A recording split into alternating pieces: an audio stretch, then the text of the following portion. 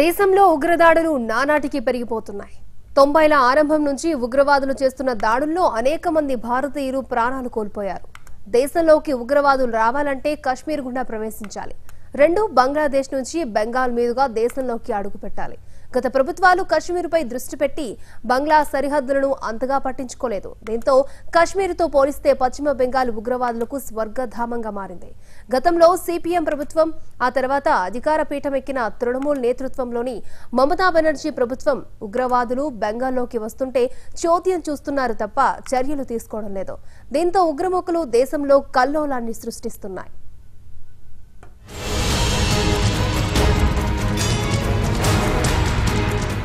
దేశంలో జిహాదీలు Islamic state తీవ్రవాదుల వరుస arrest చూస్తుంటే రాబోయే రోజుల్లో ఇవి మరింత పెరిగే అవకాశం ఉందని నిపుణులు హెచ్చరిస్తున్నారు అయితే పశ్చిమ బెంగాల్ ప్రభుత్వం మాత్రం వీటన్నింటినీ చూసి చూడనట్లు వ్యవహరిస్తోంది దీంతో పశ్చిమ బెంగాల్ జిహాదీలకు ఐసిస్ లాంటి ఉగ్ర సంస్థలకు స్వర్గధామంగా మారింది లౌకికవాదం పేరుతో మదర్సాలకు వేల కోట్ల ప్రజాధనాన్ని వృధా చేస్తున్న మమత స్వరాష్ట్రంలో హిందువులపై జరుగుతున్న దాడుల విషయంలో మాత్రం ఉదాసీనంగా వ్యవహరిస్తారనే విమర్శలు పెరుగుతున్నాయి 24 పరగణ జిల్లాలో హిందువులపై దాడులు జరుగుతున్నా ముఖ్యమంత్రి స్థానంలో ఉండి నివారించే ప్రయత్నం చేయలేదు గవర్నర్ జోక్యం చేసుకుని కేంద్రంతో మాట్లాడి 400 మంది బార్డర్ సెక్యూరిటీ ఫోర్స్ బలగాలను రప్పిస్తే మమతా బెనర్జీ అసలు వారి అవసరమే లేదంటూ వెనక్కి పంపించారు రాష్ట్రంలో మదర్సాలో జరుగుతున్న కార్యకలాపాలు విద్యాభ్యాసం తదితర అంశాలపై రాష్ట్ర ప్రభుత్వానికి ఏమాత్రం అదుపు సరైన నియంత్రణ లేదు దీంతో మదర్సాలో బంగ్లాదేశ్ వ్యవస్థాపకుడు ముజిబ్ రెహమాన్ లాంటి నేతలకు వ్యతిరేకంగా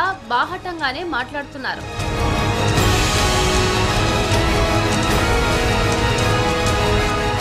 పాకిస్తాన్ నుంచి కశ్మీర్ మీదుగా భారత్లోకి ప్రవేశించాలంటే కష్టతరమైన వ్యవహారం కాబట్టి బంగ్లాదేశ్ను జిహాదీలు సరైన సురక్షిత మార్గంగా కూడా ఎంచుకున్నారు 2015లో కంటే 2016లో భారత సరిహద్దుల్లో జిహాదీల చొరబాట్లు పెరిగాయని బంగ్లాదేశ్ ప్రభుత్వం భారత హోం మంత్రిత్వ శాఖకు పంపిన నివేదికలో తెలిపింది అయితే దీదీ ఆధ్వర్యంలోని బెంగాల్ ప్రభుత్వం మాత్రం ఈ వాస్తవాలను ఏమాత్రం ఖాతరు చేయలేదు 2014లో 800 చొరబాట్లు 2015లో 659 చొరబాట్లు మాత్రమే జరిగాయని రాష్ట్ర ప్రభుత్వం కొత్త లెక్కలను చెబుతూ వచ్చింది గత ప్రభుత్వాలు బంగ్లాదేశ్ సరిహద్దులో జరుగుతున్న జిహాదీ కార్యకలాపాలకు సంబంధించి నిర్లక్ష్యం ప్రదర్శించడంతో చొరబాట్ల సంఖ్య పెద్ద ఎత్తున పెరిగాయి కేంద్ర హోంశాఖ పొరుగు దేశాల చొరబాట్లపై పశ్చిమ బెంగాల్ ప్రభుత్వాన్ని ఈ మధ్య కాలంలో అనేక మార్లు హెచ్చరించినా బెంగాల్ ప్రభుత్వం నిర్లక్ష్య ధోరణితో వ్యవహరిస్తోందని విమర్శలు వెల్లువెత్తుతున్నాయి సరిహద్దుపై నిఘా బాధ్యత కేంద్రానిదే అయినా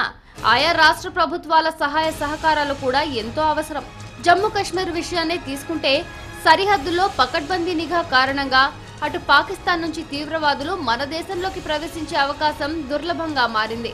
వేర్పేటువాదుల సహాయ సహకారాలతో లేదా అంతర్గతంగా తయారవుతున్న వేర్పేటువాద ముష్కరులతో కల్లోలాలకు తెరలేపుతున్నారు. కానీ బంగ్లాదేశ్ నుంచి అలవోకగా భారత్లోకి ఉగ్రవాదులు ప్రవేశిస్తున్నారు. అలాంటి వారిని రాష్ట్ర ప్రభుత్వాలు చొరవ చూపి గుర్తించి నిర్బంధించాలి. భారత్లోకి అక్రమంగా ప్రవేశించేందుకు ప్రయత్నించిన 300 మంది బంగ్లాదేశ్ చొరబాటుదారులను బార్డర్ సెక్యూరిటీ ఫోర్స్ అడ్డుకొని వెనక్కు పంపింది. అయితే మమత మాత్రం వీటన్నిటినీ కొట్టిపారేస్తోంది.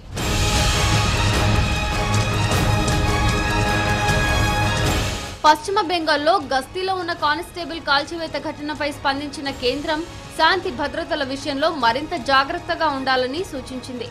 రాష్ట్రంలో నెలకొన్న అనిశ్చిత పరిస్థితులు ఆందోళన కలిగిస్తున్నాయని, శాంతి భద్రతల పరిస్థితి అంతకంతకు క్షీణిస్తోందని పరిశీలకుల వాదన. పశ్చిమ బెంగాల్ ముఖ్యమంత్రి మమతా బెనర్జీ, గవర్నర్ కేసరినాథ్ త్రిపాఠి మధ్య వివాదం వల్ల రాష్ట్రంలో శాంతి భద్రతలు మరింత క్షీణించాయనేది ఇంకో వాదన. మరోపక్క మహిళలపై ఎక్కువ సంఖ్యలో దాడులు జరుగుతున్నా రాష్ట్రంలో ఓ మహిళా అధినేత్రి ఎలా చూస్తూ ఊరుకుంటున్నారనేది కలవరపాటుకు గురి చేస్తున్న అంశం. డార్జిలింగ్ ప్రత్యేక రాష్ట్ర ఉద్యమం పైన పలు అనుమానాలు వ్యక్తమవుతున్నా వాటిని నియంత్రించడంలో దీదీ సర్కార్ ఘోరంగా విఫలమవుతోంది. కేంద్రానికి సహకారం అంతంత మాత్రమే.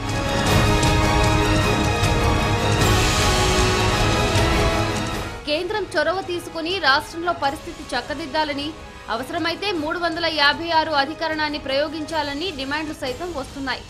356 అధికరణం ప్రకారం రాష్ట్రాల్లో రాజ్యాంగపరమైన అత్యవసర పరిస్థితి లేదా రాష్ట్రపతి పాలనను కేంద్రం విధించవచ్చు. దీని ప్రకారం రాష్ట్రాల్లో రాజ్యాంగబద్ధంగా పాలన కొనసాగేలా చూడాల్సిన బాధ్యత కేంద్ర ప్రభుత్వానిది. ఇందుకు విరుద్ధంగా పరిపాలన కొనసాగినప్పుడు రాజ్యాంగ సంక్షోభం ఏర్పడిన పరిస్థితుల్లో గవర్నర్ పంపిన నివేదిక మేరకు ఆ రాష్ట్రంలో రాష్ట్రపతి పాలన విధించవచ్చు. ప్రస్తుత పరిస్థితుల్లో కేంద్రం ఆ పని చేస్తుందా అనేది వేచి చూడాలి. డార్జిలింగ్ లో ఆందోళనలు పెల్లుబికినప్పుడు కేంద్రం నివేదిక అడిగినా బెంగాల్ ప్రభుత్వం స్పందించలేదు. గడిచిన ఏడాది కాలంగా శాంతి భద్రతలో అదుపులో ఉండేందుకు కేంద్రం బలగాలు పంపితే మమతా బెనర్జీ విమర్శలకు దిగింది. బెంగాల్ అంశంపై కేంద్రం చిన్న మాట మాట్లాడినా రాష్ట్రాల హక్కులు, కేంద్రం పెత్తనం అంటూ నానాయాగి చేసే దీదీ రాష్ట్రంలో ముస్లింలు, హిందువులపై తెగబడుతున్న దాష్టికాలకు ఏం సమాధానం చెప్తారని పలువురు ప్రజా సంఘాలు డిమాండ్ చేస్తున్న పరిస్థితి.